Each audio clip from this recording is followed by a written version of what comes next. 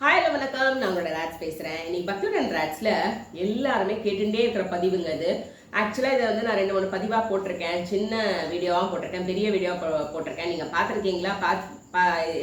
இதை வந்து நீங்கள் பார்த்துருக்கீங்களா இது வரைக்கும்ன்றது எனக்கு தெரியலை. ஸோ இப்போ ஒரு டீட்டெயில் வீடியோவாக போடுறேன். எல்லாருக்குமே யூஸ்ஃபுல்லான ஒரு வீடியோ இது. என்ன அப்படின்னா, சொந்த வீடு வாங்கும் யோகம் யாருக்கு இருக்குது அப்படின்றதான் இந்த பதிவு. இந்த கேள்வி இல்லாதவங்களே இருக்க மாட்டாங்க. எப்படியும் வந்து 100% ஆஃப் பீப்புளில் 40% ஆஃப் பீப்புளுக்கு கண்டிப்பாக இது நிறைவேறி இருக்கும். மீதி 50% ஆஃப் பீப்புள் இதுக்கு லாங்கிங்காக தான் இருப்பாங்க. எப்போ வாங்க போகிறோம்னு சொல்லிட்டு. ஸோ அந்த மாதிரி இருக்கிறவங்களுக்கு இந்த விஷயத்தை நான் உங்களுக்கு ஷேர் பண்ணுன்றதுக்காக தாங்க போடுறேன். சொந்த வீடு வாங்கும் யோகம் யாருக்கு உண்டு அப்படின்றதான் இன்னைக்கு நம்மளோட ஸ்பெஷல் பதிவு.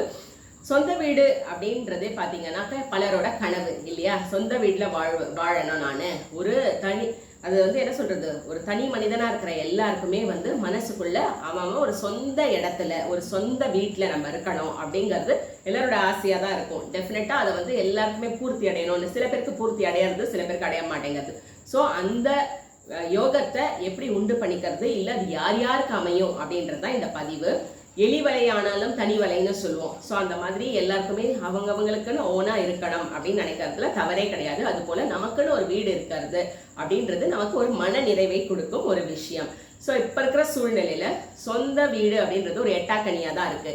ஏன் அப்படின்னா, இந்த பூமி, இயற்கை எல்லாமே நமக்கு ஃப்ரீயான ஒரு விஷயம்தான். தண்ணி, காற்று, சுவாசம் பண்ற காற்று எல்லாமே வந்து நமக்கு ஃப்ரீயான ஒரு விஷயம்தான். ஆனா எல்லாத்தையுமே இப்போ நம்ம வந்து பைசா கொடுத்து தான், தண்ணியா, குடிக்கிற தண்ணியா பைசா கொடுத்து தான் வாங்கிட்டு இருக்கோம். காத்துனா கூட மூச்சு திணறுதுன்னா ஆக்சிஜன் சிலிண்டர் பைசா கொடுத்து தான் வாங்கிட்டு இருக்கோம். வீடு எக்கச்சக்க பைசா கொடுத்து வாங்கிட்டு இருக்கோம். இடம் எக்கச்சக்க. நேச்சுரலா நேச்சர் நமக்கு கொடுத்தது எல்லாமே வந்து என்ன பண்ணிட்டாங்க, விற்கிறன்ற பேர்ல வந்து எல்லாத்தையுமே கூறு போட்டு விற்க ஆரம்பிச்சாச்சு. ஸோ அந்த சூழ்நிலையில நம்ம அந்த ஜெனரேஷன்ல இருக்கிறதுனால நம்ம வேற வழியே இல்லை, வாங்கணும் அப்படின்றது வந்து ஒரு மிகப்பெரிய டாஸ்க், ரொம்ப ஒரு சேலஞ்சிங்கான ஒரு விஷயம். ஸோ சொந்த வீடு அமைய, சொந்த வீடு வாங்கணும் அப்படின்னு நமக்கு ஆசை இருந்தா, சொந்த வீடு வாங்குவதற்கு வசதி இருந்தா கூட, நிறைய பேருக்கு வசதி இருக்காது, நிறைய பேருக்கு வசதி இருந்தா கூட ஜாதகத்துல சொந்த வீடு வாங்க வேண்டும் அப்படின்ற யோகம் கட்டாயமா இருக்கணும், இல்லைன்னா வாங்க முடியாது. சொந்த வீடு வாங்கணும் அப்படின்னா ஒருத்தருக்கு செவ்வாய் கிரகம் ரொம்ப ஸ்ட்ராங்கா இருக்கணும். வலுவான நிலையில செவ்வாய் கிரகம் இருந்தால் மட்டும்தான் நம்மளால சொந்த வீடு வாங்க முடியும். செவ்வாய்க்கு அதிபதி முருகப்பெருமான். முருகப்பெருமானோட கருணை நமக்கு முழுமையா இருக்கணும். முருகப்பெருமானோட அருள் நமக்கு முழுமையா இருக்கணும். செவ்வாயோட பார்வை ரொம்ப வலுவா இருக்கணும். அப்பதான் நமக்கு சொந்த வீடு அமையும். சில பேருக்கு பார்த்தீங்கன்னா ஆன்சிஸ்டர்ஸ் ப்ராப்பர்ட்டிஸ் இருக்கும், மூதாதையர் சேர்த்து வைத்த சொத்துக்கள் எல்லாமே இருக்கும். சொந்த வீட்டில் வாழும் யோகம் அவங்களுக்கு இயற்கையாகவே அவங்களுக்கு அமைஞ்சிடும், பிறந்ததுலேருந்தே இருக்கும். அப்படியே வந்து சில பேருக்கு மேரேஜ் ஃபேஸ், அந்த கல்யாணம் ஆன வாழ்க்கையில் அது அமைஞ்சிடும். ஆனால் ஒரு சிலருக்கு சிறுக சிறுக சேமிச்சு தான் அவங்களால ஒரு சொந்த வீடு வாங்கி அதுக்கு அதிபதியாக ஆக முடியும். ஸோ அந்த மாதிரி ஒவ்வொருத்தருக்கும் ஒவ்வொரு என்ன சொல்றது, அனுமானங்கள், ஒவ்வொருத்தரும் ஒரு மாதிரி தான் அடைய முடியும். சரி, பரிகாரங்கள்னு ஒன்று இருக்கும் இல்லையா அதுக்கு. ஸோ அந்த பரிகாரங்களை பார்க்கலாம். ஒருவரோட ஜாதகத்துல செவ்வாய் பலமற்ற இருக்கு அப்படின்னா, ஸ்ட்ரென்த்தனா இல்லை செவ்வாயோட பிளேஸ் அப்படின்னா, வீடு அமையும் யோகம் தடைப்பட்டுட்டே இருக்கும். என்னதான் போய் பார்த்துட்டு வருவீங்க, போய் முடிக்கலான்னு ஏற்பாடு பண்ணுவீங்க, பணத்தடை, அப்புறம் வந்து அது என்ன சொல்றது, ஏதோ ஒரு தடங்கள் இருந்துட்டே இருக்கும். ஸோ அந்த மாதிரி தடை நீங்கணும் அப்படின்னா, சிவப்பு நிற மலர்களால் செவ்வாயை பூஜித்து வர, நம்மளோட செவ்வாய் கிரகம் பகவான் இருக்காருல நவகிரகத்துல, அவரை செவ்வாய்க்கிழமை அன்னைக்கு சிவப்பு நிற மலர்களால் நீங்க பூஜை பண்ணிட்டே வந்தீங்க அப்படின்னா சீக்கிரத்திலேயே கூடிய விரைவில் உங்களுக்கு ஒரு சொந்த வீடு அமையும். நிலம் அமைச்சுட்டு, இல்லை நிலம் உங்களுக்கு அமைஞ்சிடுச்சு அப்படின்னா வீடு மட்டும் அமையறதுக்கு கொஞ்சம் டிலே ஆகுது, தாமதமாகுது அப்படின்ற பட்சத்துல திருச்செந்தூர் முருகன் இருக்கார் இல்லையா, செந்திலாண்டவர், அவரை போய் வணங்கிட்டு ஓம் சரவண பவ அப்படின்ற மந்திரத்தை அங்க உச்சரித்து ஆலயத்துல ஒரு 6 hours 6 மணி நேரம் நீங்க தங்கி அங்க இருக்கிற கடல் நீரை எடுத்துட்டு வந்து மஞ்சளோட கலந்து உங்கள் வீடு எங்க நீங்க கட்டுறீங்களோ அந்த வீடோட நிலத்துல சுத்தி நீங்க தெளிக்கணும். இப்படி தெளிச்சிங்க அப்படின்னா தாமதமாகிற அந்த உங்களோட வீடை சீக்கிரமா கட்டி கிரகப்பிரவேசம் பண்ணுவீங்க. ஸோ அது ஒரு பரிகாரம். அதே மாதிரி வீடு யார் யாருக்கெல்லாம் அமையலையோ, நிலங்களே கிடைக்கலையோ, அந்த மாதிரி இருக்கிறவங்க வீடு அமையறதே கஷ்டம்னு மனசுல ஏங்கின்னு இருப்பீங்க இல்லையா, நீங்க ஒரு தடவையாவது சிறுவாபுரி முருகனை போய் வேண்டிட்டு, ஆக்சுவலா 9 செவ்வாய்க்கிழமை போகிறது ரொம்ப ரொம்ப விசேஷம். அது வந்து அங்கே ஒரு ஐதீகமாகவே பண்ணிட்டு இருக்காங்க. 9 வீக்ஸ் 9 செவ்வாய்க்கிழமை நீங்கள் சிறுவாபுரி முருகனை போய் பார்த்துட்டு வந்தீங்க அப்படின்னா வீடு கட்டும் கனவு உங்களுக்கு பலிதமாகும்.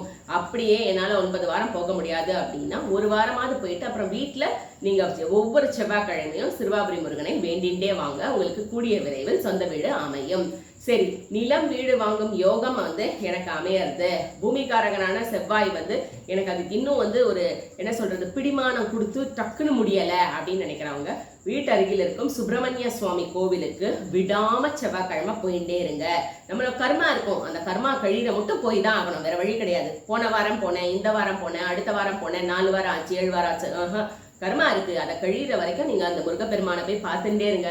கட்டாயமா உங்களுக்கு வழி வகுத்து கொடுப்பார். நம்பிக்கை தான் வாழ்க்கை. வழிபட்டுட்டே இருந்தாதான் நமக்கு எதுவுமே கிடைக்கும். நீ ஒண்ணு பண்ற, நான் ஒண்ணு பண்றேன், நான் ஒண்ணு பண்றேன், நீ ஒண்ணு பண்றேன். இந்த பரிகாரங்கள் எல்லாமே நம்மளோட ஜாதகத்துக்காக தான் எல்லாமே சொல்றேனே தவிர சுவாமி கிட்டக்க எந்த பேரமும் பேசக்கூடாது. இது பண்ணா அது, அது பண்ணா இதுன்னு நினைக்கவே நினைக்காதீங்க. முடியாதவங்க எதுவுமே செய்யலனா கூட நமக்கு பிரச்சனையே கிடையாது. பரிபூர்ண நம்பிக்கை வச்சு கடவுளை நல்லா நீங்க வழிபட்டீங்கனாலே போறோம், உங்களுக்கு கட்டாயமா உங்களோட வேண்டுதல் நிறைவேறும். ஸோ வீடு வாசல் இல்லாம ஒரு என்ன சொல்றது எப்போ பார்த்தாலும் நான் வீடு மாத்திட்டே இருக்கேன், நான் வந்து என்ன பண்ணிட்டு இருக்கேன், ஒவ்வொரு இடமா போய் வாடகை வீடு தேடிட்டு இருக்கேன் அப்படின்னு அலைஞ்சிட்டு இருக்கிறவங்க, அதுக்கப்புறம் வந்து எனக்கு ஒரு சொந்த இடம் கண்டிப்பா வேணும், நான் இனிமேல் டெனண்டா போக மாட்டேன் அப்படின்னு சொல்றாங்க. செம்பு பாத்திரங்கள் இருக்கு இல்லையா, அதை தானமா கொடுங்க.